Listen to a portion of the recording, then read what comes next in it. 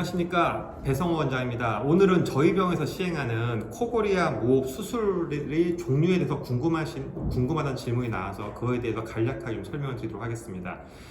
아시다시피 코골이 무호흡은 치료 방법은 크게 세 가지죠. 첫 번째는 술 조심하고 옆으로 주무시고 몸무게 뺀다. 이 기본적으로 집에서 하시는 거. 두 번째는 수술한다. 세 번째는 기구 사용한답니다. 오늘은 이 수술에 대한 걸 설명을 드리도록 하겠습니다.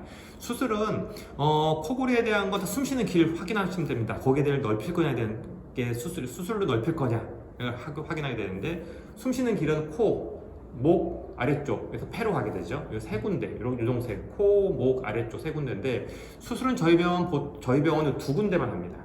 그래서 코를 넓히는 수술이죠. 코를 넓히는 수술은 콧구멍 확장술입니다. 그게 대표적인 두 가지죠. 비중격 휘어진과 바르는 비중격 교정술, 부은 살 줄이는 합의학계 절제술, 이 두 가지 하게 되고, 추가로 축농증이 있으면 하게 되겠지만 실제로 축농증을 위해서 하는 거고, 숨 쉬는 길을 여는 거는 이 두 가지, 비중격 만곡증, 합의학계 절제증 두 가지 수술하게 되고요.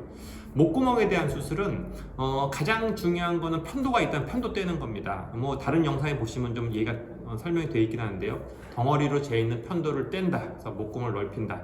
또 하나는 목젖 주변을 좀 끌어올려서 목을 넓혔으면 좋겠다. 그래서 목젖 주변에 대해서 구개인도 소형술이라고 목젖 주변의 살을 정리해서 넓히고 끌어올리는 수술을 하게 됩니다.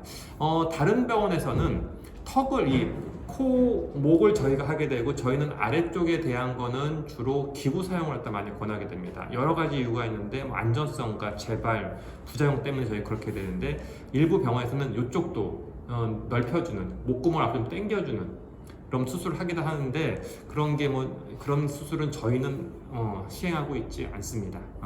왜 시행하지 않는 거에 대해서는 저희 진료 시간에 또 설명을 드리겠고요. 그거에 대해서 저희는 수술보다는 그쪽은 기구 사용이 훨씬 안전하다는 생각을 합니다.